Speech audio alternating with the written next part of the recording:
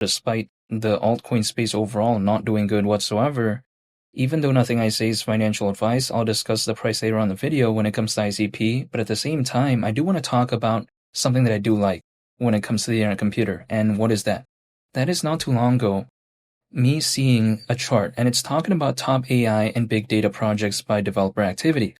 Now guess who's ranked number one according to this chart? And by the way, this is a 30-day chart as of October 24th in 2025. Now again, what was ranked number one? The internet computer.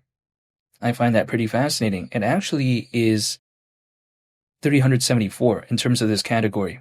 Now, people may be thinking, okay, who did it really overtake? Now, we have to take a look at it. It overtook actually some pretty big projects like Filecoin, which was 30.7, so over 10x that. We take a look at something like LivePeer, again, over 10x that as well. LivePeer was sitting at 29.4. The graph was 27.5. Again, these are pretty massive projects. However, what I find even more fascinating is that it actually overtook BitTensor by basically over 15 times. Now, people may be thinking, okay, what is BitTensor? It's a very famous project in the AI space. And again, this, kind of category is literally kind of revolved around AI, right? Again, top AI and big data projects by developer activity in that time frame and date that I mentioned before. And again, BitTensor was 21.3. So if I take a look at it, ICP 374, that's very impressive. Now, some people may be thinking, okay, this is cool, but who cares? Well, again, the internet computer has an aspect of decentralized AI, which this is kind of often overlooked. However, when I take a look at a statistic like this, I think if anything, it indicates that a lot of developers might probably see the internet computer as a viable place for AI. Maybe. At least this is my perception, because if that wasn't the case, how would the statistic be like that, right? Again, at least as of October 24th. Just that figure alone, I think, is very impressive.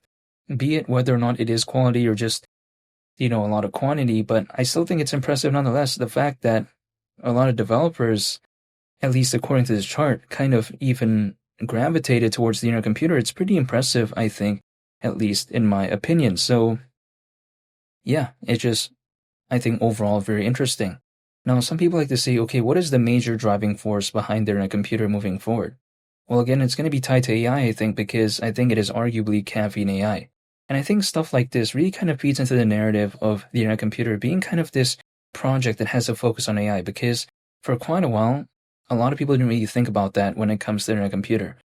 And a lot of projects actually, nowadays that I see, they're beginning to shift their focus towards AI. Like, for instance, the Near protocol. When I was first believing in Near, the kind of whole vibe overall is that they're focused on kind of showcasing how they use something called sharding technology. Now, in case someone is wondering what that is, I'm just going to explain it real quick just to kind of give some context, right?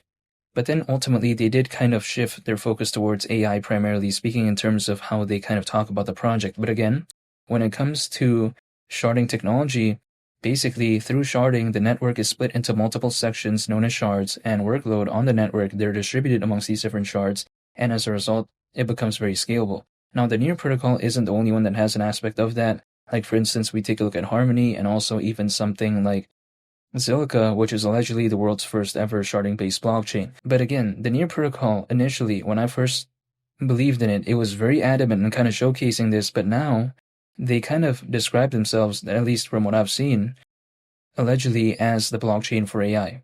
So when I take a look at that, and I see the internet computer kind of having that focus as well a little bit, I think arguably because we take a look at Dfinity, right?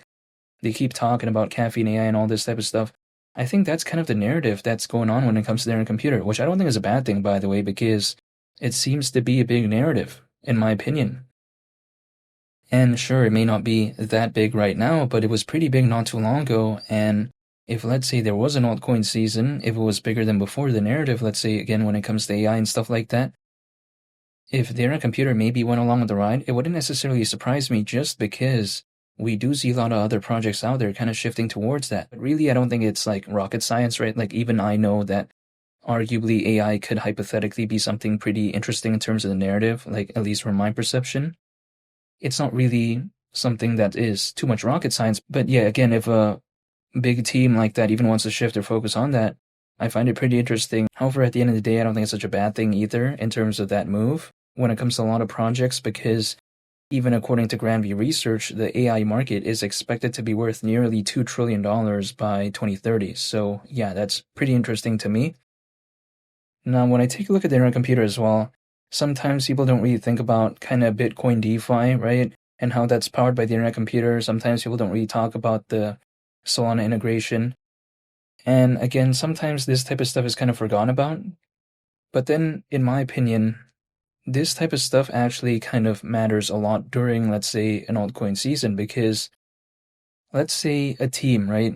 They win the Super Bowl, let's say in the NFL, and then let's say the next year they don't win anymore. And then some people are like, oh, the team's not doing that. Well, then suddenly they win a Super Bowl again. And then afterwards they take a look at the historical performance, right? For instance, like, let's say we take a look at the Kansas City Chiefs or something like that. Maybe they lose a Super Bowl. Everyone's like, oh, wow, what's going on? But then suddenly they win again. Then it's a different case. They take a look at historically what they've done and they're like, oh, this is the second Super Bowl they won. Oh, it's the third one.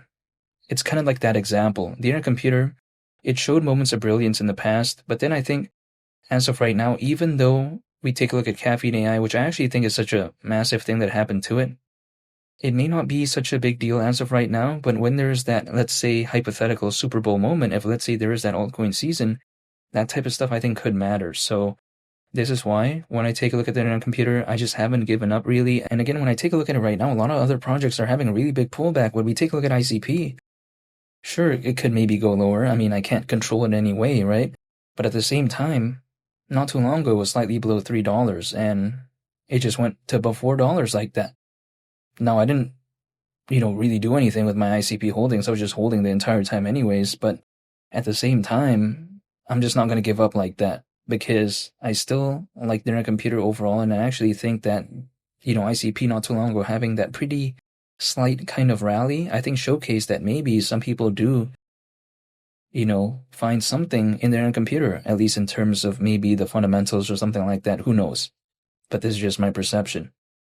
Now, $100 is currently around a 25x from here, which at that point, market cap would be around 54 billion. I haven't stopped thinking about that, by the way. However, for me, it may be a little bit hard to kind of still think about that at times because the price isn't doing the best, but it just hasn't left my mind because the way you take a look at it is that things could be different if, let's say, the market was doing a lot better. I mean, let's say like 3 years ago, if I was talking about ICP at around $18 or something like that, it would have been not such an easy thing to talk about. But then at the same time, we've already kind of seen that, again, $18.